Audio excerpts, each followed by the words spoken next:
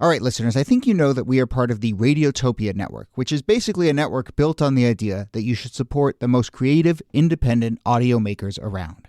No one, and I mean no one, embodies the Radiotopia ethos more than Benjamin Walker and his show Theory of Everything. Benjamin, who I've known for a long time, has been making beautiful, personal, sprawling audio documentaries for decades that help us understand the very strange world we live in. And now he has a new series called Not All Propaganda is Art. The new series goes back to the 1950s when Western security agencies like the CIA paid artists, writers, and intellectuals to fight the cultural Cold War. The CIA funds were free. I mean, no one was told what to say. Gloria Steinem, activist who sees the CIA as a sort of enlightened pal or rich uncle, there is another viewpoint. Look, if you're listening to this show, I know you like secret histories. I know you like a mix of culture and politics and shadowy figures. So what are you waiting for? Not All Propaganda is Art from Benjamin Walker. You can find it now wherever you listen or at theoryofeverythingpodcast.com. Hello and welcome to This Day in Esoteric Political History from Radiotopia. My name is Jody Avirgan.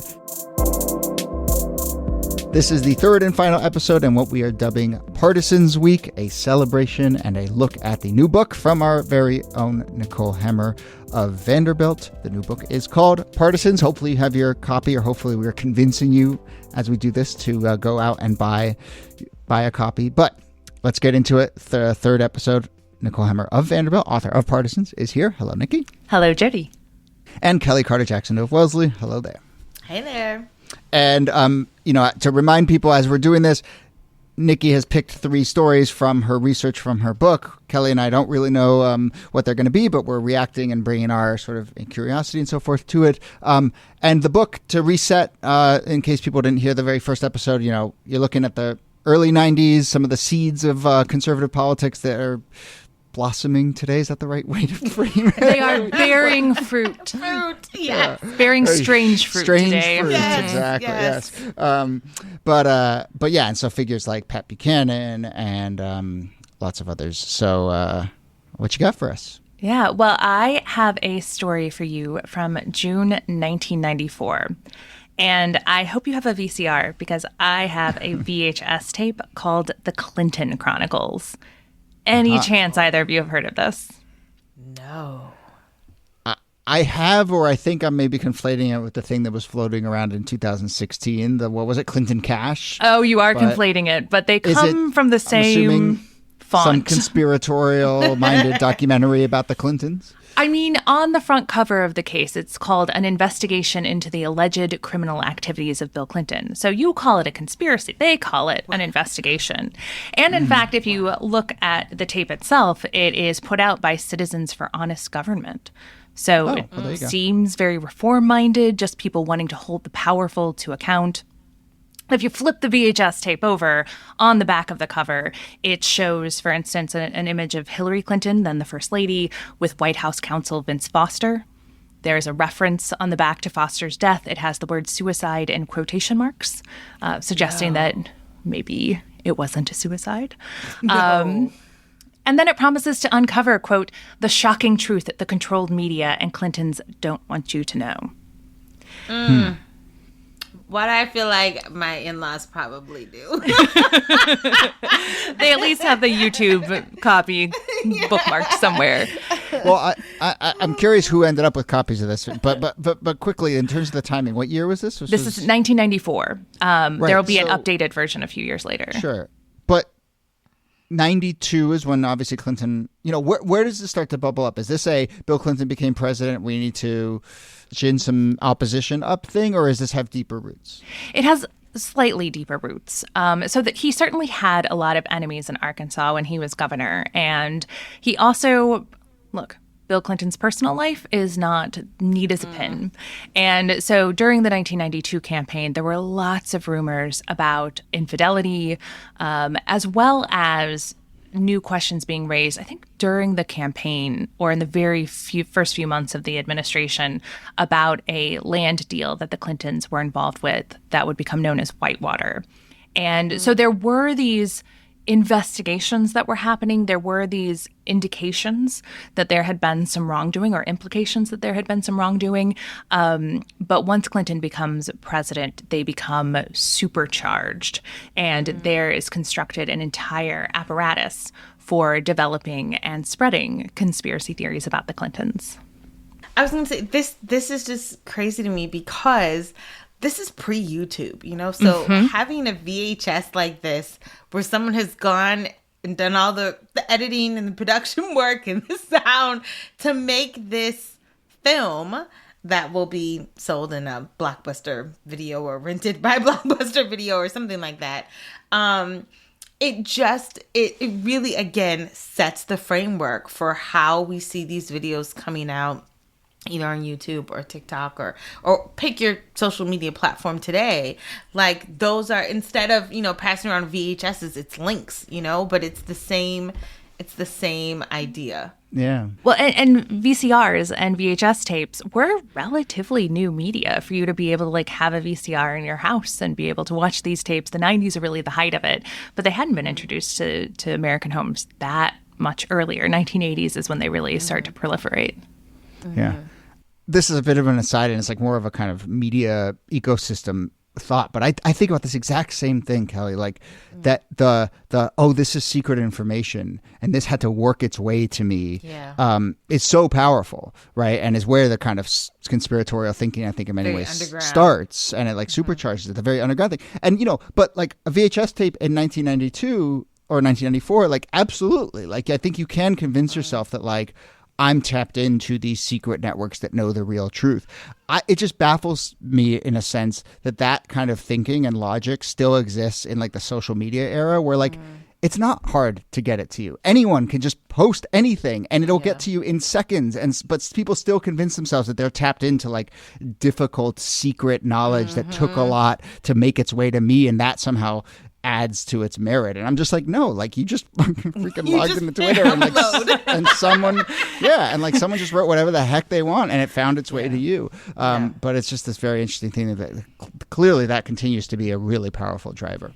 It really is. And it's extremely powerful in the 1990s. Now, this VHS tape was not a rarity. They estimate that there were about 300,000 of them in circulation. Wow. 150,000 were sold, and then about the same number were bootlegged. So this was circulating throughout the U.S. And we can talk more about what was on it, but it was also circulating in Congress. Members of Congress all got copies of this tape, and it sparked investigations once Republicans took over the Congress. So what were those investigations of? In this 85-minute tape, you will learn that Bill Clinton was at the heart of a cocaine smuggling ring based out of a little town called Mena, Arkansas. You'll learn that he has a cocaine addiction and had to have his nose reconstructed, about sex workers in the governor's mansion, and that Vince Foster, this friend of the Clintons from Arkansas who goes to the White House with them, that he couldn't possibly have killed himself. That his suicide that happens in a park just outside of Washington, D.C., it couldn't have been suicide. And they go through all of this forensic evidence. And then at the very end of loosely call it a documentary, at the very end of the video, you'll see a list of dozens of people that the filmmakers claim died suspiciously since the Clintons took office. And this is the heart of something that circulates on the internet, which is in its early days, of the Clinton body count conspiracy, which at this point has like hundreds of people, including Jeffrey Epstein, on it. Like, oh, wow. The Clintons have been accused of quite a number of murders at this point. This is what, again, like, this feels very, I don't know, my friends and I make fun of like hoteps, where you take like a kernel of truth. Sure, maybe Bill Clinton did cocaine, but like a full nose reconstruction, like how do we go from that to that? Or it's like someone gets into an argument and then they killed them. You know, like the leaps that happen as a result of this are so wild. We saw this with Pizzagate and Hillary Clinton, and she's running children, and she's having sex trafficking children in a pizza parlor. I mean, but people believe it, and I guess I'm always sort of baffled by how deep people take some of these conspiracy theories, like all the way to their ends. Yeah. But never to the point of truth. Never to the point of actually looking things up. Yeah. Well, I would say that that can be a really difficult question when it comes to conspiracy theories. How much do people actually believe? But we do know that it had both a powerful political machine behind it and that it was politically very useful.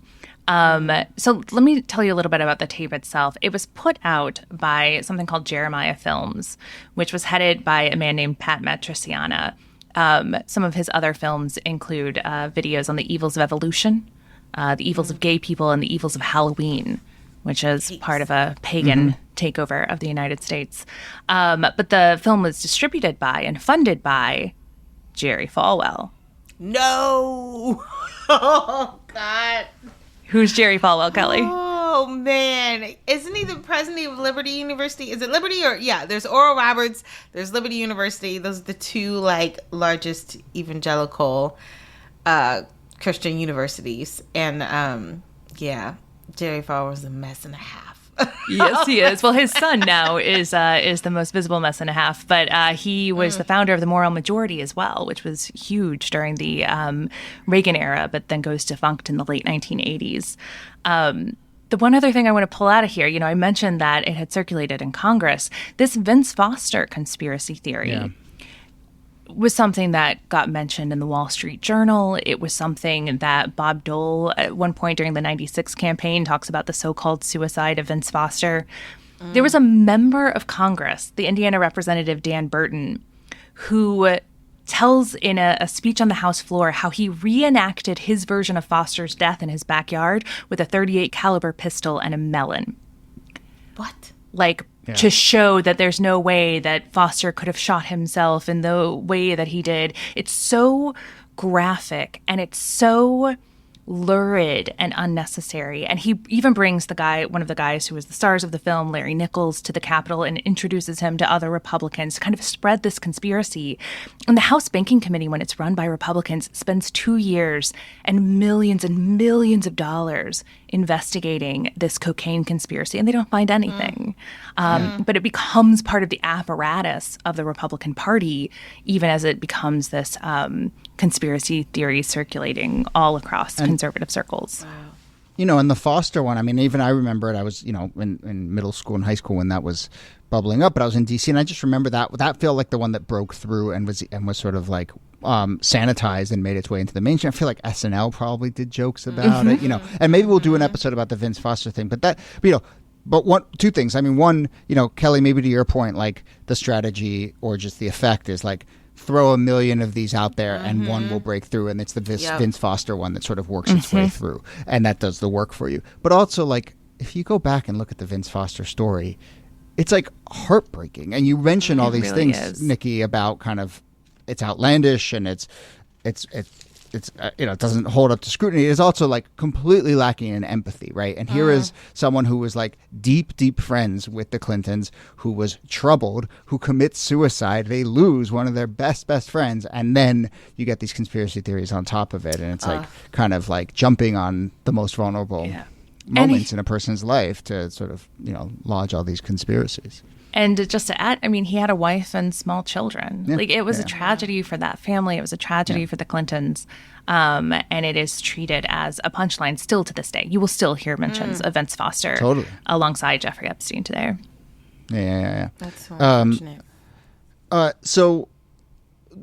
Is there anything else to say about the sort of specific conspiracies about the Clintons, and particularly obviously this dog's Bill Clinton, but then it seems to get transferred to Hillary Clinton as her political career takes off. Yeah, I do just want to mention a little bit about the conspiracy machine behind this, because there's something called the Arkansas Project, which is funded by billionaires who are giving all of this money to places like the American Spectator magazine, which had been the source of the Paula Jones story and this thing called Troopergate, that all of this had been working its way through conservative media before breaking through. And that in the Vince Foster case especially, again, we could talk about this in another episode, but Chris Ruddy is given tons of money to write a book about it, and he would go on to found Newsmax. And so those connections between the Clinton conspiracies we talk about in the 1990s and the ones that come up in 2016, there's a straight line linking them. Yeah. Okay, I just need to know, do you get depressed? Like, do you read all of these stories and think, well, how do you combat that? Like, I mean, I don't know. I know people ask me the same thing when I write about slavery, but this feels fresher. So do you walk away from the archives or reading these articles feeling sort of like, man? It's a great question. I walk away from interviews feeling that way because they always ask, like, what can we do? And I'm like, well, do you have like a time machine? But, the research itself, as you can tell, these sources are so fascinating. And these people and their motivations and their connections are all so interesting that I think that it trips the kind of intellectual puzzle piece side of my brain. And that gives me a little bit of a distance from it. But when I start to think about the consequences for today, it's not the most upbeat line of thought. Yeah. But I will say, as we wrap up, the book will not necessarily It will not depress you. You will laugh. You will cry. I believe the New York Times even referred to it in its glowing review as lively. It is. And it so is. And I there can you go. attest to the fact that listening to the audiobook, which Nikki also narrates, which is great, I laughed out loud. So there are many moments that you were comical and also not intending to be comical, and it was still funny to me. So I've been enjoying it a lot. Yeah. Unintentionally funny, says Kelly Carter Jackson. Go ahead. Go on Goodreads. It's brilliant. It's brilliant. Yeah. Really, it is. And congratulations, Nikki. And, don't need us to tell you that you've done really great work here. There are so many glowing reviews and great podcast interviews out there. But listeners, hopefully we've convinced you. And I don't know, tweeted us a photo of your book or, hit us up on Instagram or whatever. But if you have purchased this book, please let Nikki know. That helps a lot. People can get it wherever you get your books, right? That's right. Pretty much wherever books are sold, including independent booksellers. There you go. All right. Well, Nicole Hemmer, author of Partisans and at Vanderbilt University, thank you for doing this and congratulations again. Thank you so much, Jody. And Kelly Carter Jackson, thanks to you. My pleasure. And that brings us to the end of Partisans Week. We'll be back next week with more quote unquote regular episodes. But thanks for doing this.